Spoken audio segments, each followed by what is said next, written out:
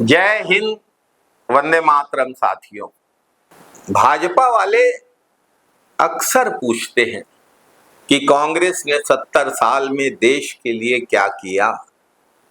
कांग्रेस ने देश के लिए क्या किया, ये तो एक वीडियो में बताया ही नहीं जा सकता।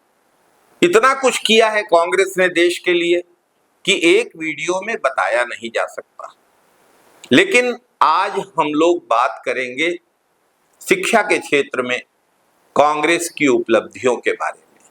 साथियों, आजादी के समय 1947 में भारत में साक्षरता की दर 18% थी, जो बढ़कर 77.7% हो गई।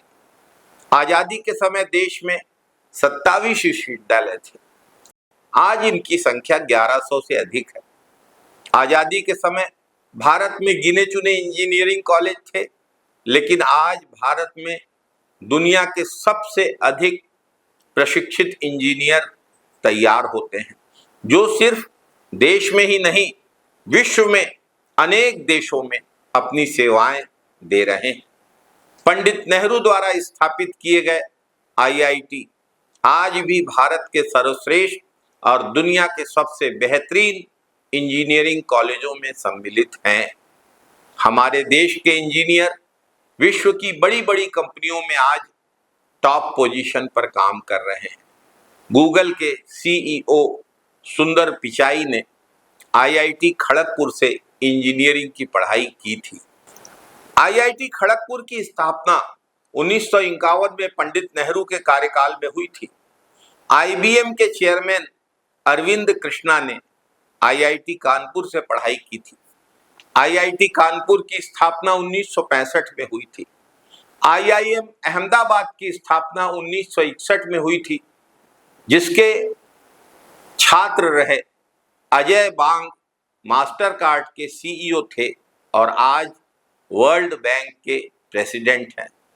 पेप्सिको की सीईओ रही इंदिरा नूई आईआईएम कलकत्ता की छात्र रही हैं, जिसकी स्थापना पंडित नेहरू के कार्यकाल में 1961 में हुई थी।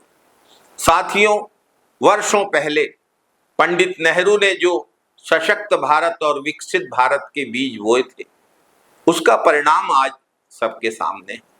आज देश के विश्वविद्यालयों और महाविद्यालयों से पढ़े छात्र देश विदेश में टॉप पोजीशन पर काम कर रहे हैं। जवाहर विद्यालय, नवोदय विद्यालय जैसे संस्थान भी कांग्रेस की सरकार ने स्थापित किए हैं। आजादी के तुरंत बाद पंडित जवाहरलाल नेहरू प्रधानमंत्री थे, तब एम्स की स्थापना हुई। आज भी एम्स भारत का सर्वश्रेष्ठ चिकित्सा संस्थान है। आज दुनिया के सर्वश्रेष्ठ डॉक्टर भारत में तैयार होते हैं। साथियों, एक समय देश में पोलियो, हैजा, मलेरिया जैसी बीमारियां महामारी की तरह फैलती थी। उस परिस्थिति से देश मुक्त हुआ है। इन बीमारियों से देश को मुक्ति मिली है, तो इसका श्रेय देश के डॉक्टर और वैज्ञानिकों को जाता है। इन डॉक्टरों और वैज्ञानिकों की शिक्षा, ट्रेनिंग, रिसर्च की सुविधा कांग्रेस सरकार के समय स्थापित संस्थानों में उपलब्ध कराई गई।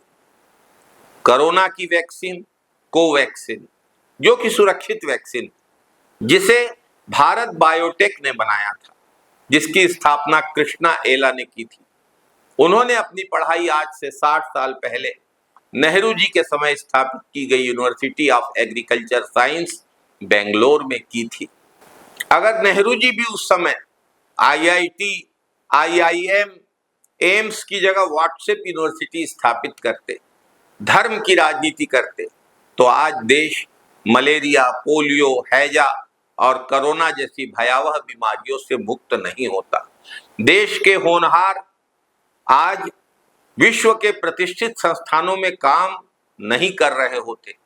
साथियों, कांग्रेस ने इस देश को संवारा है और सशक्त बनाया है, और आज भी कांग्रेस लगातार देश की सेवा में तत्पर है। जय हिंद साथियों, वंदे मातरम साथियों।